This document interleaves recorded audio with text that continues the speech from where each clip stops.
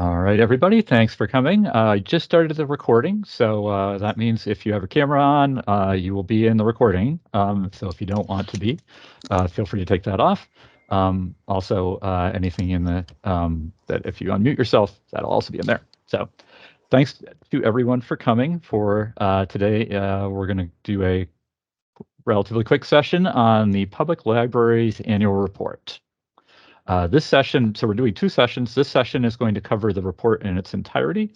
As a whole, the second session, which is on Friday, is focused on changes from previous years. So if you get this one, you don't necessarily need to go to the next one, the Friday one, but it is out there. Both the recordings will be available afterwards for anybody who wants them. They'll just be on the site. You won't need any registration or anything to get into them.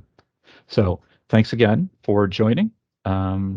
So we'll just jump right into it. So, okay, first off, this is a somewhat ambitious schedule to try to handle this in an hour.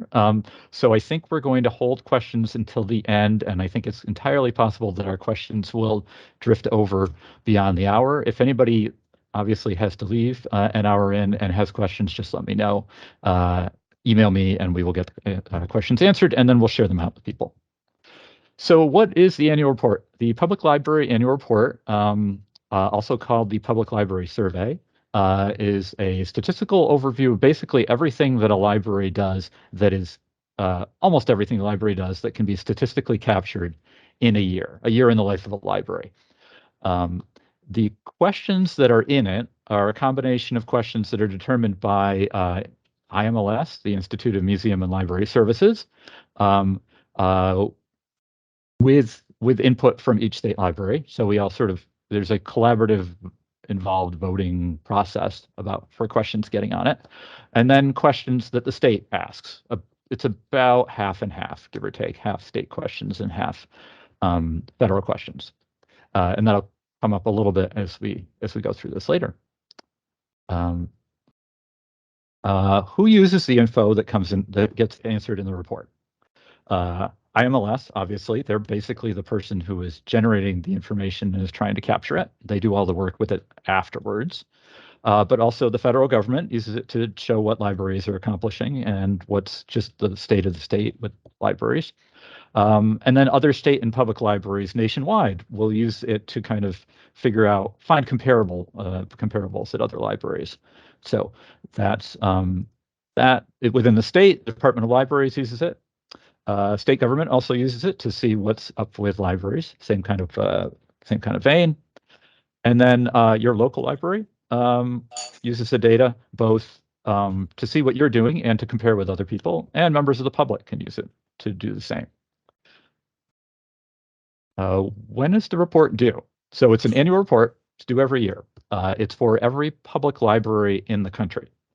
Not every public library fills it out, but ideally data is received from every single public library through the nation and in all the territories. The submission window, as in when are you actually going to put the data in, we're still figuring that out. We just finalized it. Now it's in the hands of the vendor. We have to see how long the vendor's turnaround is going to be. I'm thinking it may be late January to early March, but that could move depending on what's happening with the vendor. But we'll let people know as soon as we have better data on that. Okay, so here's a very important and potentially confusing piece of the report, especially if you're new to it, but even people who have been doing it for a while. What time period are you reporting on? So this is a piece that can be unintuitive, or is unintuitive, I will say. Libraries report on whatever fiscal year the library uses, but that's all different. People use a bunch of different calendars. The most popular ones are the calendar year, January 1, December 31st. That one's pretty straightforward. The other most popular one is the traditional sort of fiscal year, which is July 1 of one year until June 30th of the next year. There are other libraries who use federal fiscal years, who use just different ones. They're all over the calendar, so to speak. So there are a lot out there. The reason that this is the reason that this is confusing is because we want people to submit the last fiscal year that ended before October 15th. So if you're doing the July to June, that's really easy. You're just doing the last one. If you're doing the federal one, October through September of the next year, that's also easy. But if you're doing the calendar year, which a significant number of our libraries, 45%, something like that, use, you're actually sharing last year's data. So that's a whole year back is what you're doing on that. So that's easy to forget and can be a challenge, but that's what we're trying for. However, occasionally libraries get off schedule. So if you're on your calendar year, we'd really like you to confirm that what you presented last year, because or ask me. If you have any questions about it, ask me. So this is really important because this is the thing that can go wrong immediately, and then you start collecting. You're presenting the wrong year's data.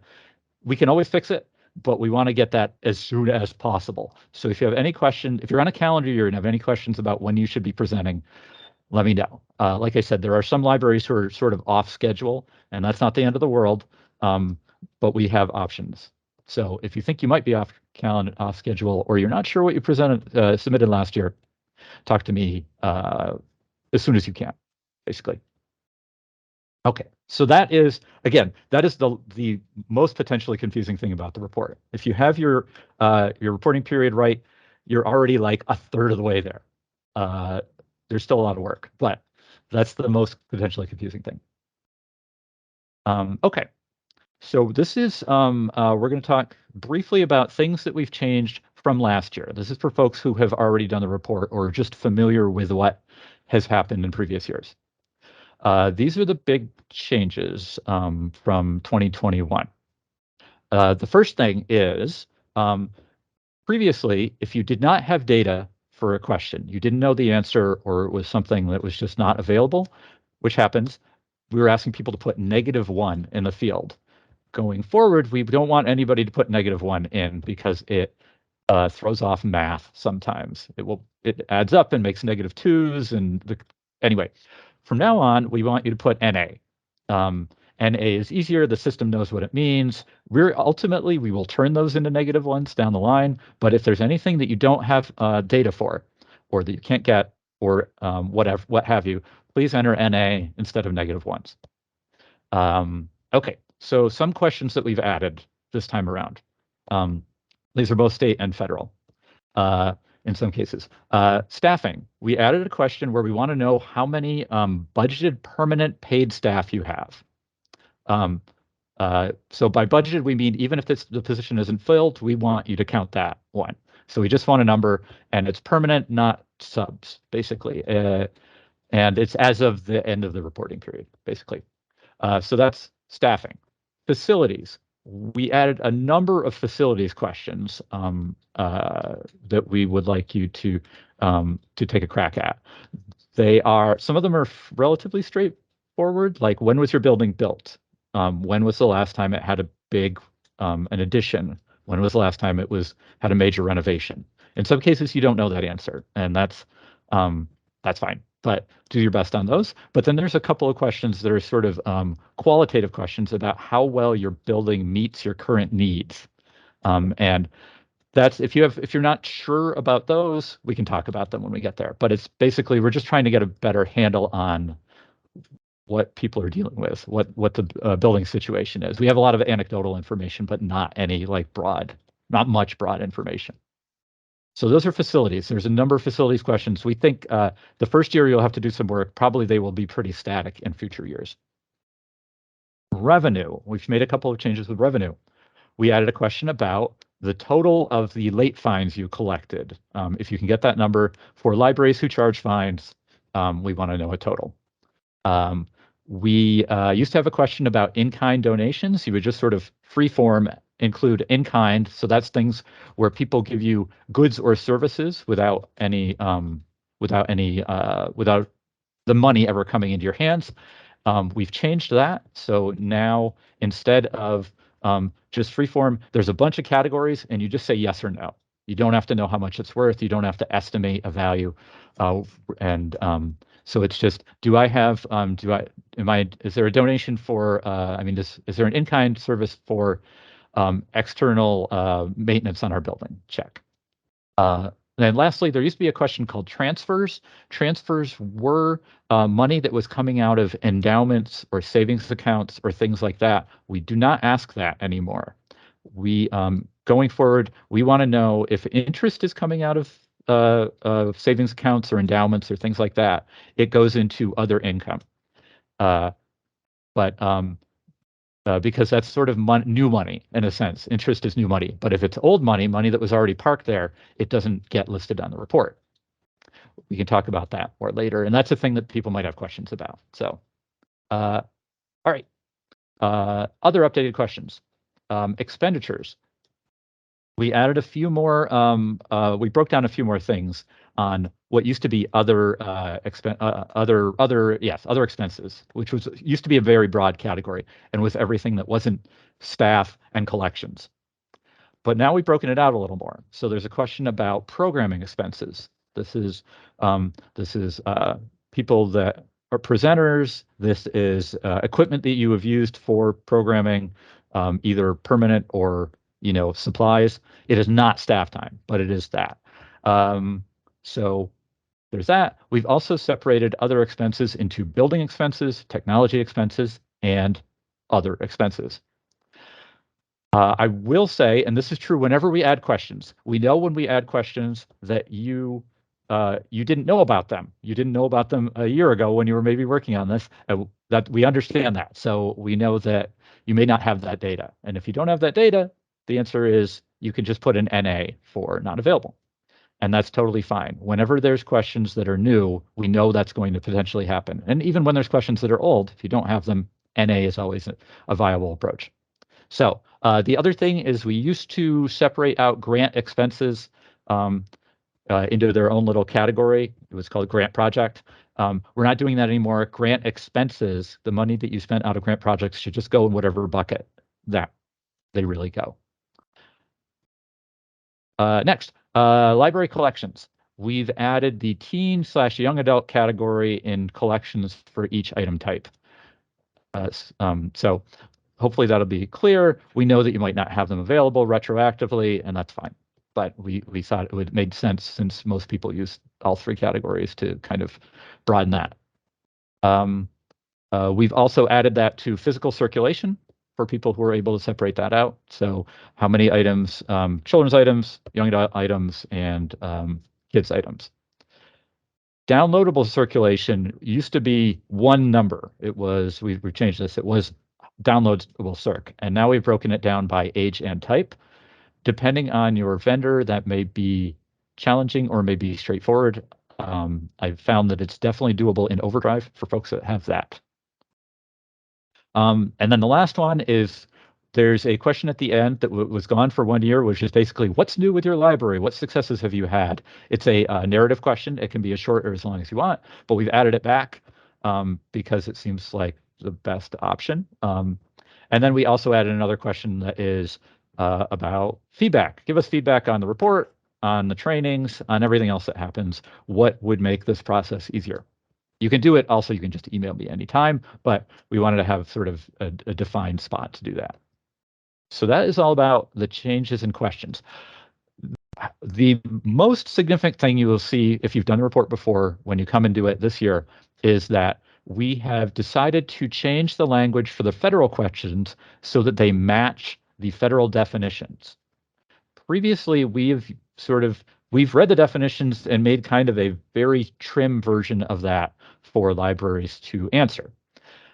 So now it'll read the IMLS definitions are not trimmed. They are somewhat lengthy and kind of detailed.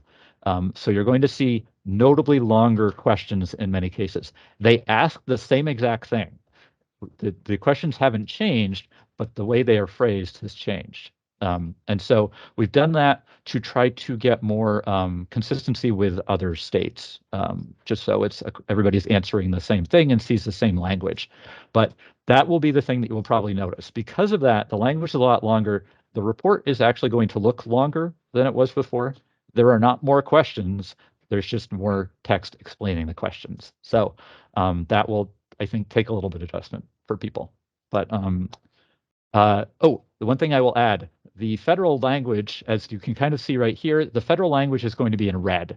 For what that's worth, you'll see big long definition that looks like it is written by someone who is not us, and that'll be in red. And then in some cases, we have a little bit of clarification underneath it that says Vermont guidance. This is what you do in Vermont, or this is what that really means in case it's confusing. All right.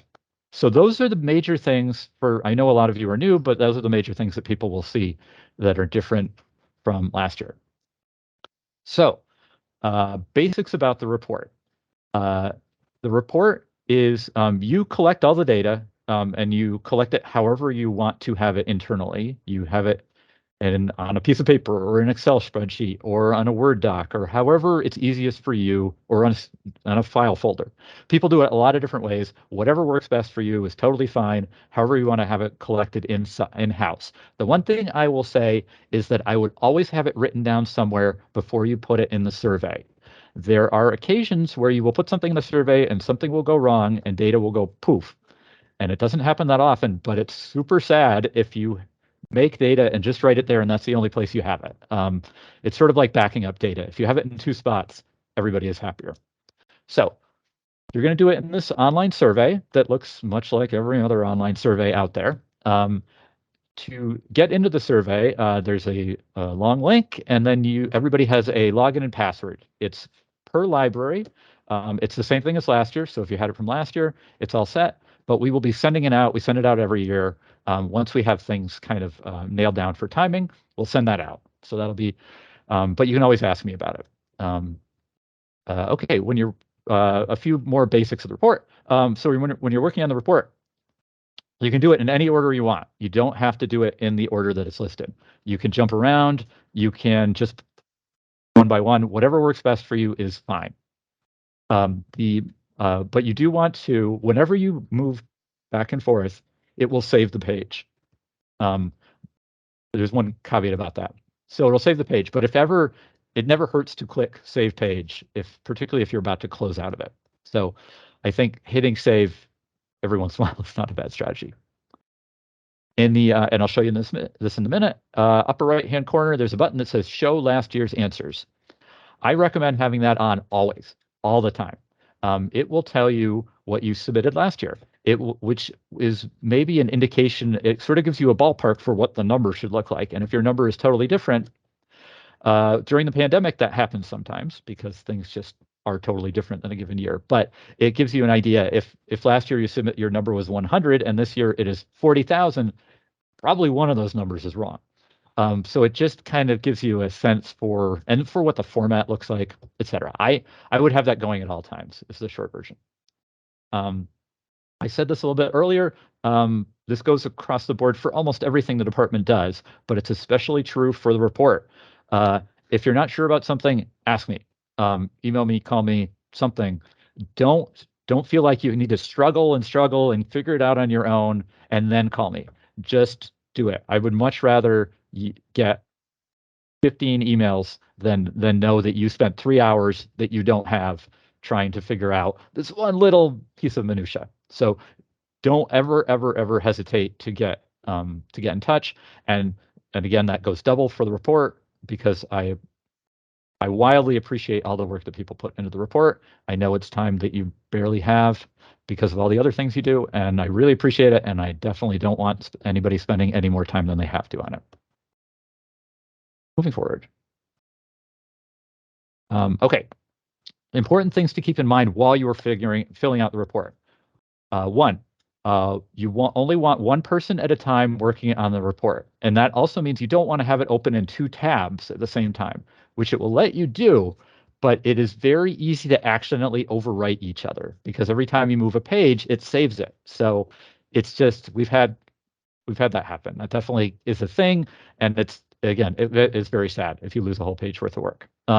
So I would recommend not having it open at the same time. By the same token, I will not go into it and look at yours at the same time as you are doing it, because it's easy for me to overwrite your data as well. Number 2, browser buttons. In terms of browser, I would not sorry, not. I would not. Don't use backwards and forwards in the browser, the usual buttons. There is a previous and next in the survey. The survey expects you to do that. Whenever you hit previous and next, it will automatically save the page and it will move backward and forward. If you start using the previous and next, if you start using the backwards and forwards in the browser, things can get weird. It cannot save pages. It can overwrite pages. So just don't avoid doing that. It's hard to because it's so ingrained in us, but definitely just try to use the previous and next buttons that are in the survey itself. Last on that, browsers, Google Chrome, Microsoft Edge work best. Firefox mostly works. Every once in a while, quirks will happen, but it's not the end of the world. If you have Chrome or Edge, I would probably start with those. But Firefox, again, generally works okay. If for some reason you have older versions of Microsoft Edge or something older than that, or Safari, I would avoid it if possible, if you have an alternative. Oh, one other thing before that. If it seems like if the page is not behaving, if it's doing something weird, which occasionally will happen, your first strategy should be closing out, maybe even closing the browser, going back in and seeing if it's still doing it. Seems like it's still doing it. Get in touch with me. Don't feel like you need to like wrestle with it a whole bunch, because occasionally it does something weird, or occasionally the software is just has an outage or a hiccup. So if it seems like you can't get somewhere, don't hesitate to get in touch. Again, same deal. Don't fight with it. Just holler at us. Parts of the survey. So this is the sort of 100-foot view. These are the sections of the survey. And again, you can fill them out in whatever order is easy on you, but this is how we have it ordered. The first is directory info, most of which stays the same from year to year, and things like hours and weeks open. Second section is staffing. This is how many staff hours per week and volunteer hours per week is basically what you're asking. They're in a bunch of different categories, which we'll talk about. Facilities, formerly that was just how many square foot are your building, and that carries over, but now we have those questions that I asked about earlier, which are when was the building built, what condition is it in, et cetera. Operating income, which is almost all the money that comes into your building and into the library, into the budget, et cetera. Capital revenue is money that is coming in for large capital projects. This is usually building a building or an addition or something like that. It can be other certain kinds of very large projects, potentially buying an ILS or something else that is a very one-time expense, can go under capital revenue. But it's usually building related is the most traditional. Operating expenditures is almost all the money that your library spends. And in both income and expenditures, in some cases, there may be money that the town allots for you that you never really see, but it is used by the library. It is to support the library. So there are questions about that. So those expenditures, holdings. This is basically all the stuff that you have, all the physical items and electronic items. How many do you have of each in each category?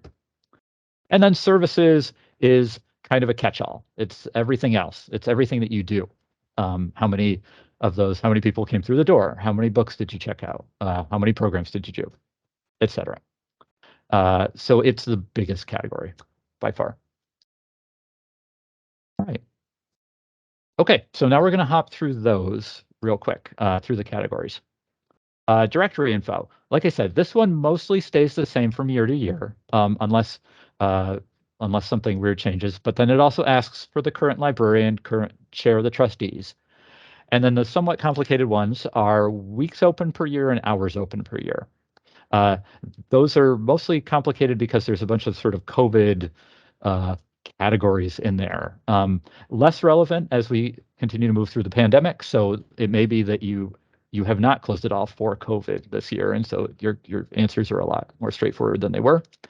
But those are in there. Population of your service area. That's pre-filled. That's the thing that I figure out for you based on the most recent numbers. If you ever have questions about your population number, please ask me. But we have a page on our website about how it's calculated, but it's also always possible that we're missing something.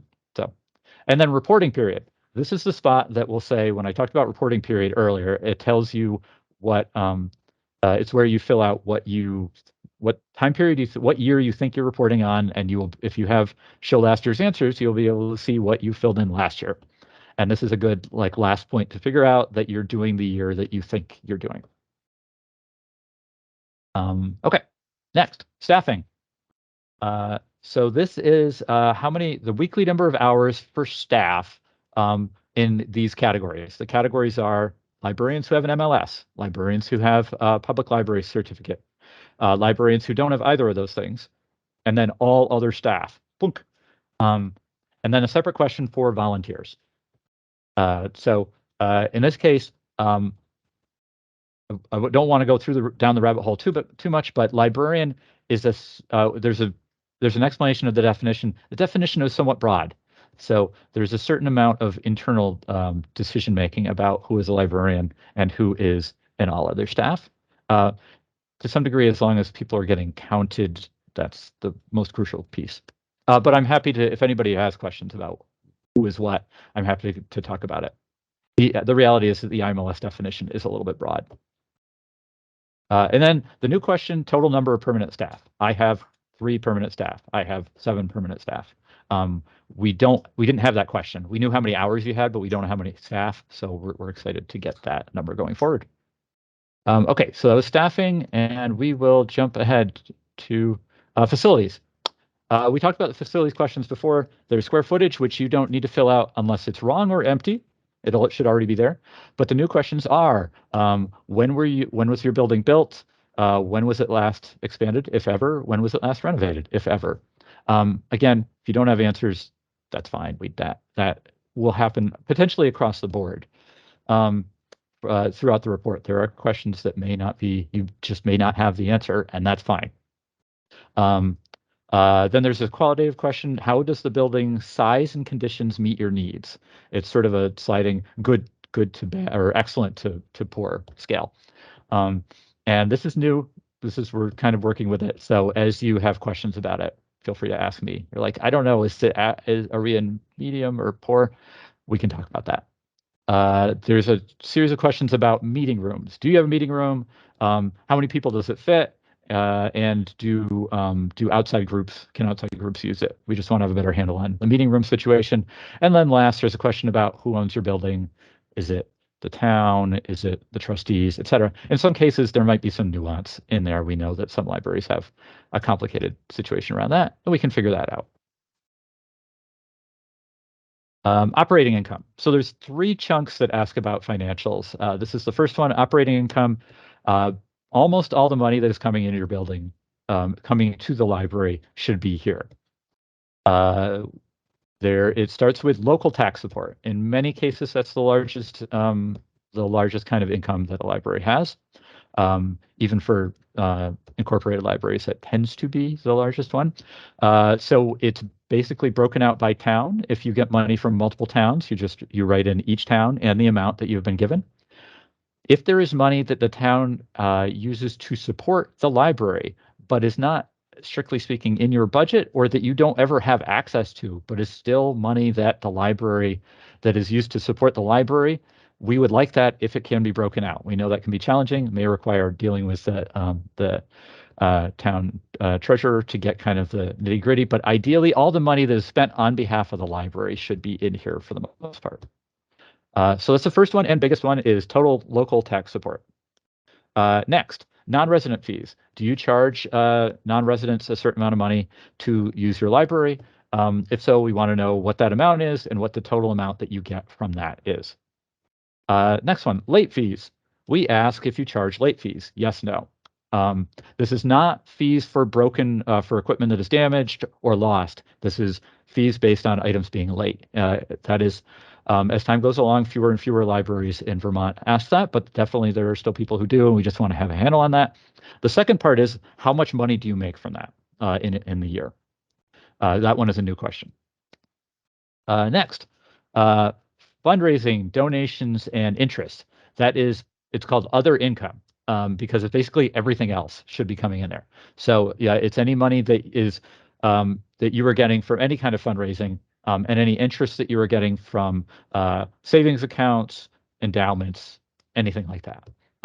Most of the rest of your income is there. Grants. We have grants. We ask about grants are broken into three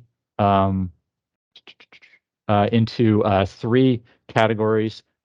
They are state grants, basically the things that well, no, there's state grants, federal grants, and other grants. We sort of explain which is which when they're coming from us because some of ours are state because it's state money, and some of us are federal. Some of ours are federal because it's coming from the federal money, and then other is basically any other thing that you are getting that is not from the state or federal. We're happy to help you navigate that. In those cases, we just want a total. We don't need to know each grant. We just need a total for each of the categories. Okay, so that was operating income. Next, capital revenue. This is money that is coming into you for a either building project or some other very large one-time expense. This, much like grants, the money can be local, state, federal, or other. And so you'll just want to put it there. It can be for projects that don't happen this year. It can be money that is coming in that is getting sort of parked for a project that will happen a year or two down the line. And this is, again, only capital projects.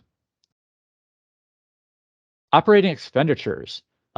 This is almost all the money that the library should be spending in various categories. So the first two big ones are all the money you spend on collections. This is buying, basically buying the items is what we're looking for. So print materials, electronic resources, and other. Other in this case means DVDs, audiobooks, playaways, but it also means library of things, anything like that. It would be understood if you thought that went under electronic resources, but it doesn't. Electronic resources means databases, Overdrive, Hoopla, Canopy, things like that. So that's collections. Next is staff. For staff, they want to know salaries and benefits. So both numbers. In some cases, benefits may be a number that for municipals that the town knows that you need to get from the town, but is not visible in your budget. Additionally, if there is any salary, there should be some amount of benefits because it includes Social Security and Medicare and things like that that are required, that are not that are mandatory. So in some cases, if you can't split out, I should have said this earlier, but so for salaries and benefits and collections, if you can't split things out, you have a total, but you don't know which bucket it goes into, there is an option to give us the total. This is true throughout the report. There will be cases where we ask for a bunch of different categories. If you can't break it into the categories, there's still going to be one at the end that is just give us a total. That's always fine. Don't worry about that if that's the situation you're in, but these are the first of those where you may not have a total. I mean, you may not have the broken down categories. Programming. This is a new question. I talked about it earlier. We're trying to get a sense for the money that people spend on programming. The one thing that I will repeat is that is not staff time. Even if you have a programming staff member, we don't want them in here. We just want everything else that goes into programming. We have broken it down by age group. If you can't break it down by age group, that's totally fine. There's a total as well. This is a new question, so we're kind of finding our way through it. Same for other expenses. We've broken it out to building expenses, technology expenses, and other. This is maybe one that takes a little while, a few years, to get a handle on how this all works. But that's the new question. And then lastly, capital expenditures. If you spent money on a capital project, just like before, major one-time expenses, it will go there. So that's operating expenditures. Next is holdings. So this is basically all of the stuff or electronic digital stuff that your library is offering to patrons. How many do you have? based on hopefully your ILS will tell you how many you have at this point. And it's broken down by age range. So it's adult, children, and we just added the teen/YA category. Particularly for a teen and YA, if that's a number you don't have access to, especially this year because you didn't know we were going to ask it, just put NA in there. That's totally fine. Not a problem at all. We know that when we add new questions, people don't necessarily have the data retroactively. So don't hesitate to do that. So we ask for print materials. That's just books, basically. Any kind of books, graphic novels, etc., not magazines.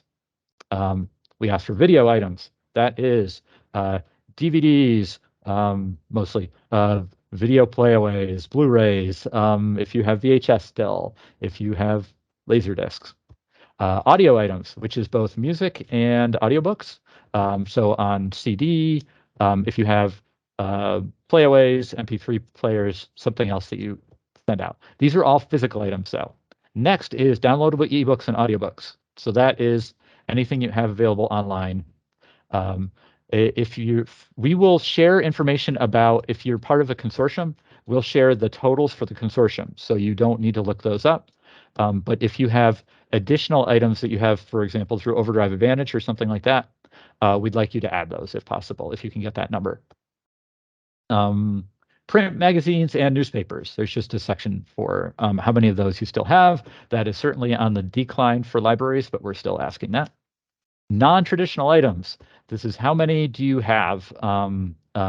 Anything that's a set counts as one thing, but it can be any of the things that you offer, from puzzles to hotspots to rakes to deep fryer, whatever it is. We'd love to know that number. Then there's the last question about online databases, and it's basically there's the ones that the state offers to libraries. So we have that number, but it's anything else that you have. If you subscribe to Ancestry or Consumer Reports or anything else like that, we'd like that in there. One thing I just thought of, downloadable ebooks and audiobooks. That does not include things like Hoopla or Canopy. Things that where you are not licensing specific items, but you basically have the whole collection, the pay per circ model, because your answer would be, I have 45,000 Hoopla things, but the way they count it, you don't have 45,000 Hoopla things, but you might have 12,000 Overdrive things. So that's holdings. Okay. Second to last of the big categories, services. This is the broadest one. The questions are kind of all over the place. So I'm just going to kind of run through them. How many registered borrowers do you have? And that's broken down by age range where possible, adults and kids. How many visits did you have? How many visits, and visits in this case is physical people physically coming in the building. That's the number we are most focused in. We don't care what they do once they're in the building. We just want to know they came into the building. We know people count. Some people count that differently, and I think there are things to be gained from various approaches, but the number we're interested in is who crossed the threshold of the library. Reference questions. This is everything that's a reference question. The report will tell you what a reference question is, but in general, it's pretty broad. Most questions that people have that are not purely like, where is the bathroom? When do you close? Anything past that is probably a reference question. So downloadable item circulation. This is a thing that you'll get through your whatever vendor you're working with, Overdrive, etc. Questions about, I'll say questions about anything that we offer, like Palace or any of the online databases, I'm happy to help with. Things that we don't offer, like GMLC's Overdrive, I'm happy to help to some degree, but I don't actually have any access to things. So I can kind of give you some ideas, but at the end of the day, I can't get in under the hood, so to speak. Okay, so downloadable item circulation. This time we've broken this into teen, children, adult, teens, and ebooks, audiobooks. So there's actually a lot more questions in it than there were previously.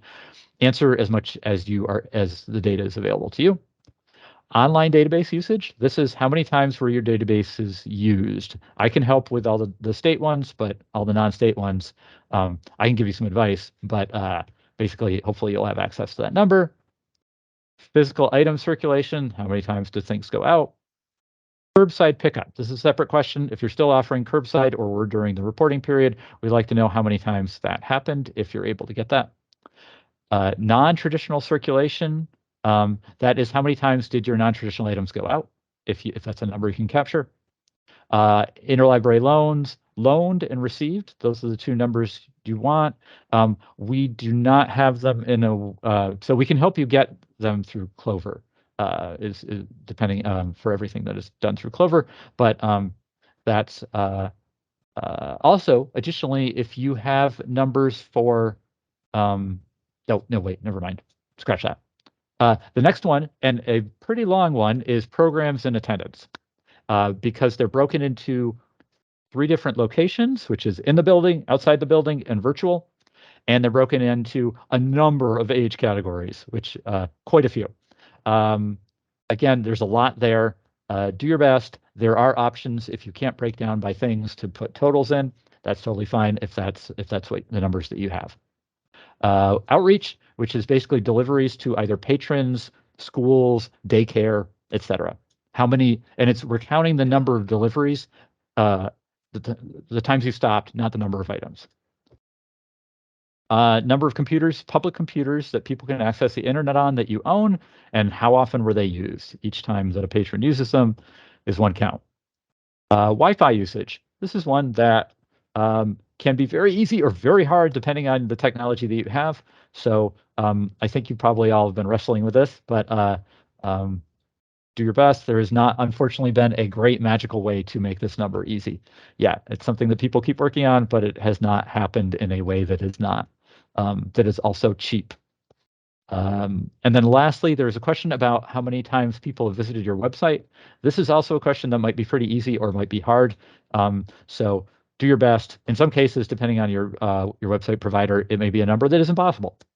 So it's not the end of the world if you don't have this number, I will say. Okay, hopping ahead. Okay, so as you're doing the report, you filled in all your data. Yay! Then you're going to get something that's called an edit check. You'll hit status. It'll be like, which will hopefully tell you that you're all done, but it will tell you a couple of things if you're not all done. It will say, here are questions that you did not answer that are mandatory, which in some cases you wanted to put in NA in but haven't yet, or in some cases maybe 0. The difference between 0 and NA is 0 is something that we don't do. We didn't have any programs. Our answer is 0. NA is I don't know the number. We had programs, but I don't know how many. That's NA. Okay, but the other thing is an edit check. An edit check means that the system thinks your number is out of scale, is maybe wrong, potentially weird, is a huge amount higher than last year, a huge amount lower than last year, doesn't match up with some other things. Like we had one program and our attendance is 15,000. That seems like maybe there was an error there. Basically, edit checks are trying to catch errors that might have crept into the data. And so what it's looking for is you look at it and you say, that looks wrong. Okay, I'll dig into it. Or I think more often you're like, nope, that's really the number. You write down a little explanation for why that's the number. Ideally, the answer is not that's the number, because I'm going to have to like talk to you afterwards and figure out what is actually the situation, or I'll have to dig in. But sometimes that's it. But especially if you look at the old number and the new number, you're like, oh, the pandemic ended. We have a lot more programming, or we have more staff, or we didn't do that this year, or something like that. But put in an explanation. It won't let you go forward without an explanation. So put in an explanation where it tells you to. There's sometimes they're federal, sometimes they're state. There's a little tab for each. And then once you have those all in there, it'll let you submit. But if you're ever stuck, it's not letting you submit, which will happen sometimes. Just after you've done all these steps, reach out to me. Actually, reach out to me at any point. That's again, but definitely if it feels like maybe you tried to do it and it wouldn't let you submit, probably there's like one question somewhere that you didn't finish. And just reach out and we'll figure it out. That is edit checks. Okay. So this actually happens before edit checks, but there's final steps where you put your name and then the board of the trustees signs off. So basically, you're saying yes, this is as far as we know, everything in here is right, and that's the certification is to some degree left over from when this was related to meeting standards, but it's still, I mean, we are sending the data to IMLS, so we would just like to make clear that people are like, yeah, really, this is really right, thanks. So that's another thing that could be stuck on. Thank you, April. And oh, sorry, I meant to thank April and my coworkers, April and Tom, for all their work. They are helping manage the sort of do crowd control and stuff like that, letting people in the meeting, and I really appreciate that today. It's always hard to do it at the same time as everything else. Okay, what happens after you submit? Once you got to the actual submission form, the director and the head of trustees certify it. Once it's done, I am going to put out all of our draft data like a week or two after the window closes, so that people have access to it as soon as possible. Then I kind of go back to it and work on it to get it into the IMLS portal. This is this long back and forth. The first time I submit it to the IMLS portal, it says you have 1,600 errors. And I say, okay, but that's how it works. Mostly errors are things that were 0 and need to be -1, or were -1 and need to be 0, or where a number is out of scale. So I just work on it. Eventually it gets submitted, and then the state librarian certifies the form. IMLS then works on it. You will know if you ever look at IMLS data, it is a year and a half behind, because once they get it, they do a bunch of very involved data work on it to try to make sure that numbers are correct, and to try to get places where the data wasn't submitted, they figure out the logical number in that spot. So they do a lot of work. So if you really want the vetted, our data usually comes out 4 months after the window ends, but the IMLS data, the nationwide data, is a year and a half behind. That being said, they have worked on it a lot, so it's very good data when it comes out. So that is that. Okay, so the thing I want to do now is I just briefly want to show you, for anybody who has not seen the survey, what the survey looks like. So I'm going to unshare this and open up a different window, which is right here. Okay. So when you come into it, it's going to ask for your username and password. Boom, you go in. You will not see all these libraries. You will only see your library for each year. So you can go back to previous years, but you can also, so if you ever need previous years, you can get it that way, but you can also just ask me for it. I'm always happy to get that. I have access to all of them. It's super easy. So this is what the survey looks like. I'm in, you go in on the left, you'll see all the sections. Each letter, directory information, staffing, space. It tells you the various chunks of the report. You start at the beginning, but you can jump around without any issue. These are what the fields look like.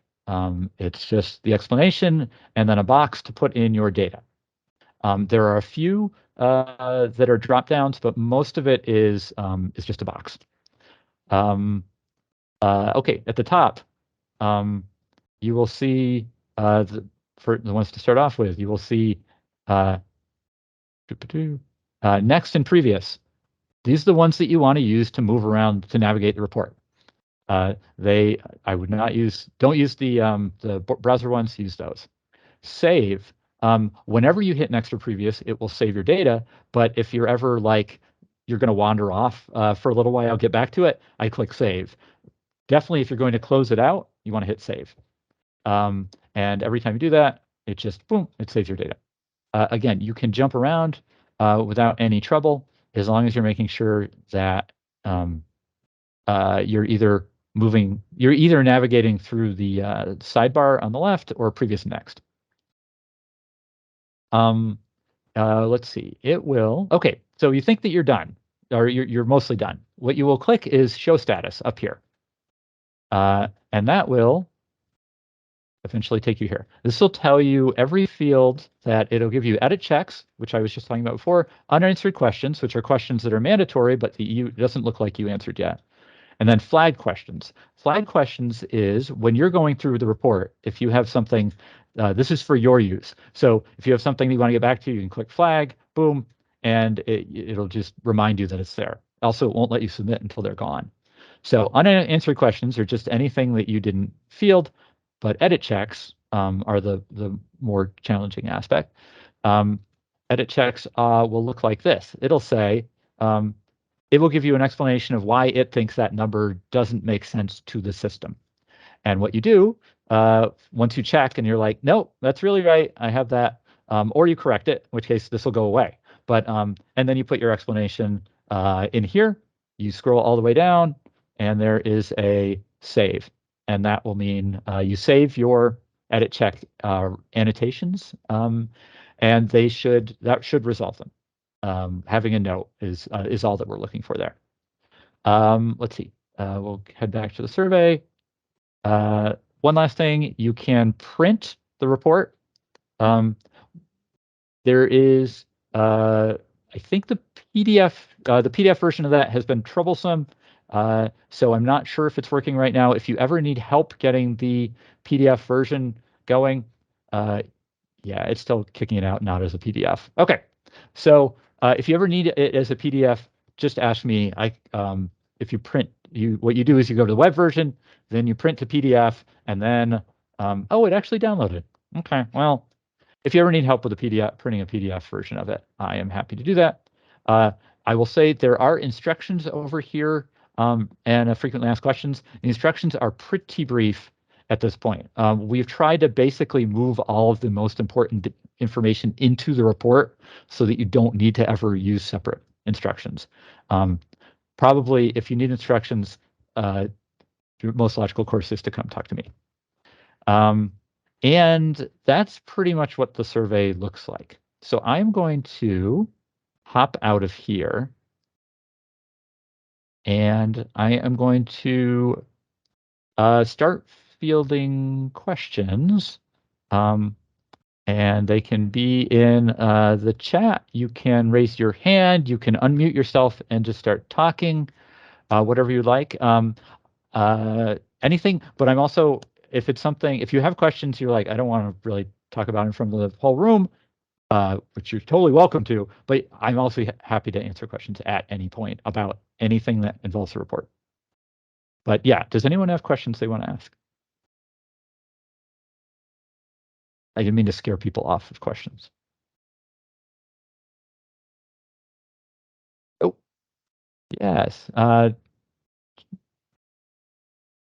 Shara, do you want to unmute and ask your question? It's Shara. Hi.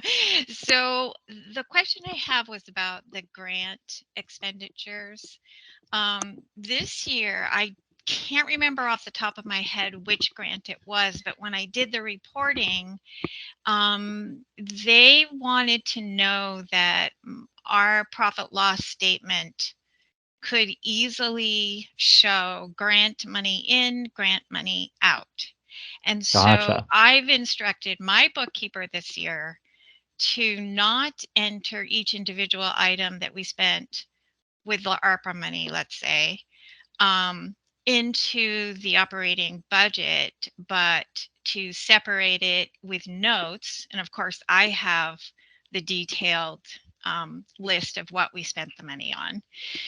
But she reported it this year as grant money in, grant money out, so that it doesn't look like we were $300 over in our children's book expenditures, so on and so forth. So that's kind of the opposite of what this report is doing. Gotcha. So yes. Well, I'm sorry about that. That's okay. That's all right. At least for this year, I get to do the year before, so it won't be like that. But gotcha. Yeah. Well, definitely. So okay, I'm going to take a step back, which is in general, you should feel free to count numbers for your own use any way you want. And there are going to be times that you need data in a certain way that is not what the report is asking for. And this sounds like one of those cases. So definitely do whatever it is that you need to do to make sure you're not out of compliance with the grant. That is priority, I would say, priority one.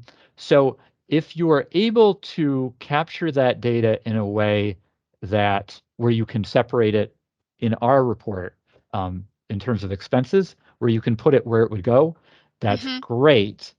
If you can't, I would use your judgment and put it, if you have a lump number basically and you're not sure where, and you can't break it out, in that case, I would put it in whichever category you think is the most appropriate, which could be programming expenses, or it could be other expenses. Okay. If you can't break it out separately, and I guess another version is I wouldn't kill yourself breaking it out, because it sounds like I would keep doing what you're doing, because it sounds like that is helpful from a compliance with grant perspective and maintaining grants. But if you're able to break it up, break it up. If you're not able to break it up, slot it in whatever the most appropriate bucket is, would be my approach. I mean, we usually have to break it out anyway, so to do the final report. So I guess I just should keep that information handy so I can add it back into the categories that I spent it on, which Yeah, probably wouldn't be that hard. It's just an extra little step, but no, it is. I It's just wanted to unfortunate. bring that out there. Gotcha. Well, we will. That's a good point. Let me. We'll discuss that. I don't think we're going to change anything for this year, but we can think about our approaches for next year Okay. on that. Thank you. And if you hit any more wrinkles on that, let me know, and we'll. I will, Josh. Thanks. Thank you much. I think Bree, I think you were our next hand. Okay, I have a couple of questions Sure. regarding, two of these are regarding staffing. Yes.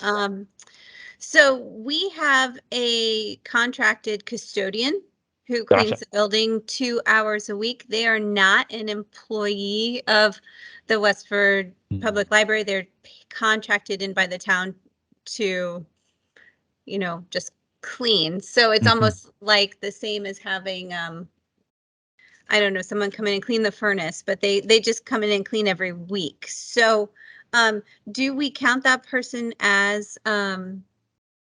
paid staff? I think no is probably going to give us a number that is closer to what we want. I think, and I think I may put out some more clarification on that, but I think no is probably what we want for that spot. Good. And then we also, in the permanent staffing number, the staffing number, we have library substitutes. So, I mean, it's not a position that is contracted for a certain number of hours, but if I have to be out, or, my very, very, very part-time assistant has to be out, then the subs are there.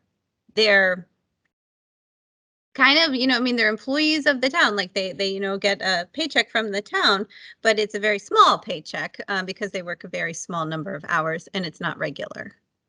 Gotcha. Yes, we at various times we had we had multiple buckets on this question, and we ended up narrowing it. I think that we do not want subs this time around.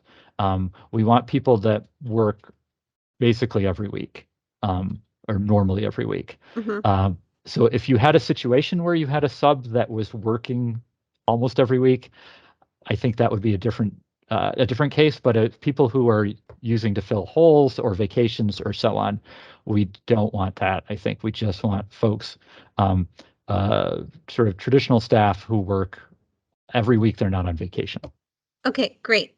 And can I ask one more question? Yeah. It's a building question then. So we're in a building from 1844, but the town did not have a library till 1895. And then, of course, this building has only been the library since like 1970. When we're talking about the building, we just go with the year, like the 1844. Like we are in a building from 1844. That's a great question, and thank you. That I didn't really even think about that. But yes, we're trying to figure out how old the building is in terms of for sort of structure and maintenance and things like that. So what we want, when was the building or the first part of the building built, and not when it became a library. But thank you for bringing that up. That's a great point. Okay, great. Thank you very much. Thank you. All right. Other questions folks might have that they want to ask?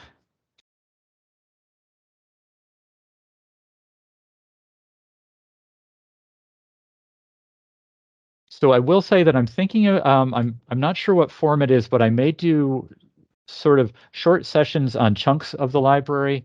And I have a couple of chat questions. I'll do that right now. But I may do some short kind of deep dives into each chunk of the report where I talk about the individual ones as a either as a email or like as a video that I put out to just walk people through it, so you don't have to do the whole report, which would be pretty extensive, but where you can get a little more information on each of the individual questions. I'm aspiring to do that. We'll see when that happens. Okay, so we have two questions. Oh, those are great. Okay. Sarah from Groton asks, how does the chair of the trustees sign off or certify the report? Thank you. That's totally a good question, and I make it sound, it sounds like it is something totally different than it is. Basically, they all they have to do is, well, they're basically just, sorry, on a literal level, they just go in and type their name, or they can tell you to type their name. That's fine. This isn't like, but but they should be comfortable with doing that. So they have either looked through it and are comfortable with it, or are comfortable with the director's explanation of it, whichever works. But there's not any complex process to it. They just need to say, okay, I'm good with the report, and either put their own name and the date in, or you can put their name and the date in. A thing that I actually totally failed to mention earlier and should have is that generally the report is filled out by the director or somebody the director appoints, or a combination of them. It's up to the libraries can do whatever they want, but that is the traditional model, is either the director does everything or the director and a staff member does everything. In some cases, particularly libraries who don't have any staff, are all volunteer staff. Trustees may do it. Trustees may do it for libraries who do have staff. Whatever the library wants to do is totally fine, with the one caveat that you want to make sure not more than one person is in at a time, or sad things may happen. Okay, so the another question, and I'm not sure who that's coming from, but is the what's new section for current time, or is it for the reporting period? Thank you. That's a great question. We are doing it, and that's something that has sort of shifted over time, but basically we're looking at answering for 2022. No matter what your reporting period is, to make it more apples to apples, because what we'll do, I should say, when you fill out the what's new, you can fill it out and it can be short or it can be long. Eventually, we're going to collect it all together and we will publish it. So this is information that is going to be published and available. So don't write anything that you don't want public. But we will be putting it all out, and that way everybody's sort of talking about the same part of the year. We don't have somebody talking about the beginning of the pandemic and somebody else saying, and then end of 2022. So, and it says that in there in a little bit of detail, but basically the last year, it's a little bit general. So if you need to tell a story, you need to go a little bit further back, that's fine too. But yeah, other questions that people might have. And again, short version, the biggest takeaway, the second biggest thing is watch your reporting period before you get too far. But the most important thing is, if you have questions or hit any roadblocks, ask me and we'll figure it out. Do not, whenever I hear somebody who's like, oh yeah, I was struggling with this for like 2 hours, and then they call me, I feel really sad. It makes me sad that I know that you don't have time to spend 2 hours on digging through this. So please get in touch. Okay, I think that was it. Thank you, everybody. I apologize for how fast that went. I'm always happy to unpack things more broadly. You can just say, Josh, walk me through this section, and I will just walk you through the section. I can do that anytime. I'm happy to do it. But this was a super quick one. But the recording will be available. You can play it at half speed, and maybe you'll be able to hear it better. I won't sound like a chipmunk. But thank you so much for everyone who came. Thank you for being willing to do this report. I know it's a significant amount of work, and I know that you are very, very busy, and I really appreciate it. And that's it. Everybody have a great rest of your week. Thank you so much. And I will talk to you all soon. And we'll have more information as we get it about what the actual window looks like. So thank you much. I'm going to stop recording right now.